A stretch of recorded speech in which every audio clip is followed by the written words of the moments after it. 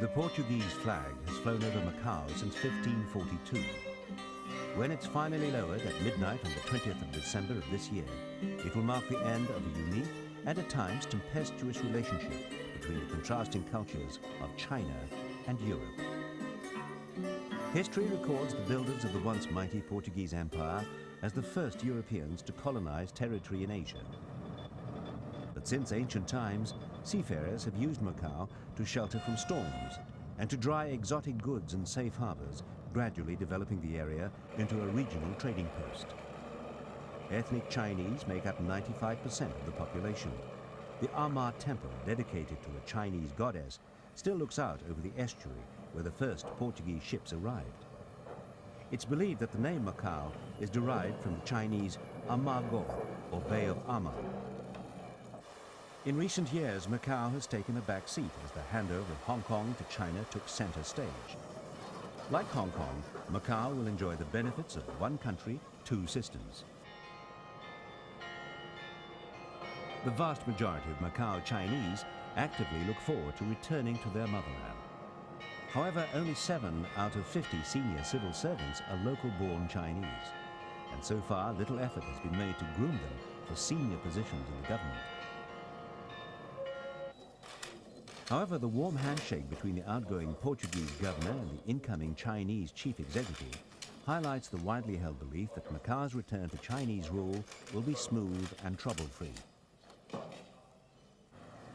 But for the Portuguese, handing over the keys to the government palace will still be an emotional moment.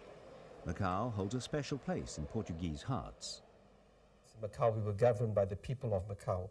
So I believe that the people of Macau are Chinese and Portuguese who can continue to be here together and help to build Macau's future. The bustling markets are testament to Macau's future as a key Chinese trading post. Over 95% of the population speaks Cantonese as its first language. The tastes of those who will lead Macau into the next century are reflected in many of the delicacies on offer.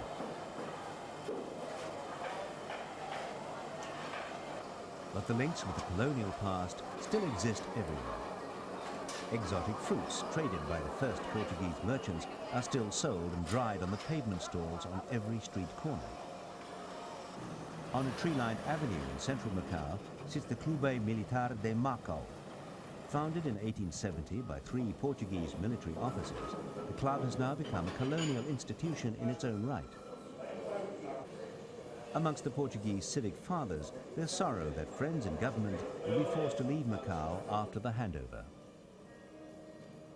People working for the government that need to go back, they would like to continue here, but it's life and they understand history. And for the other people like me that would like to continue, and because I'm working on a private industry, I feel very happy to continue here, and I like the place and I like the people. Club chairman Colonel Manuel Geraldes is confident about Macau's future once the Chinese take over the reins. If I was not confident, I would not be here working. For sure, Macau will continue with this kind of living, with this tolerance system for many years. Fernando's restaurant may serve Portuguese food, but its recipe for a successful future is to employ Chinese staff to cater for a predominantly Chinese clientele. Many Portuguese businessmen have been slow to wake up to this idea. Now they want to change, but it's difficult because most of them, they employ Filipinos, each don't speak Chinese. And the Chinese, they don't like to go to a place which nobody understands them. Businessmen may have been slow to learn, but the next generation is already being prepared for life under Chinese rule. China has pointedly called for greater effort to localize the civil service. Amongst their Portuguese schoolmates, whose parents will have no place in government after the handover, there's sadness over a future elsewhere in a country that's not really home. These youngsters say that they will miss Macau a lot and don't want to leave at all, but there's no choice.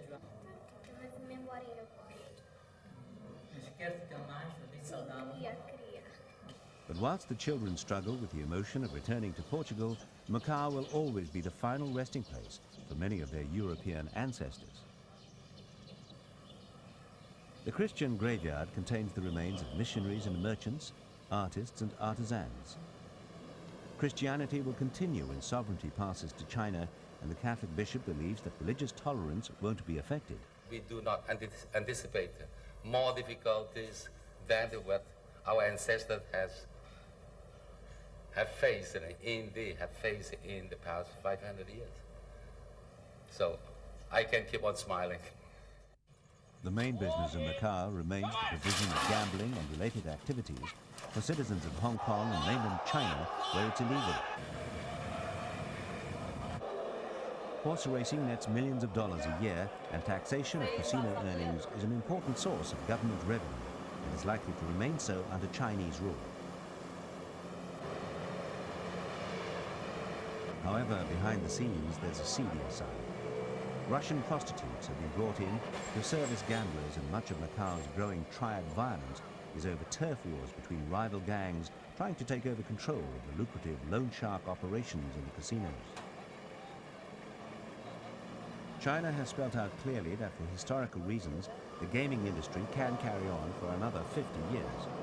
But to reduce crime, China will have to tighten Macau's border controls. Most of our crime is imported crime.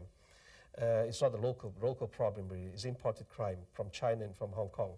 So if we can do more at the border to control the movement of people who come in, especially triad members. Bridging the gap between Macau's colonial past and its Chinese future has become the driving force for much of the business community. Portuguese has a good relationship, in Europe, and Macau should be able to benefit from that. And so if we cut all of these ties, it will be very dangerous for Macau, because that is one of our assets. We've been, using Macau as a bridge between the East and the West. So the intention is to keep the trading routes to Europe open and to promote Macau as an economic gateway to the world, even after the light finally goes out on 4.5 centuries of Portuguese rule.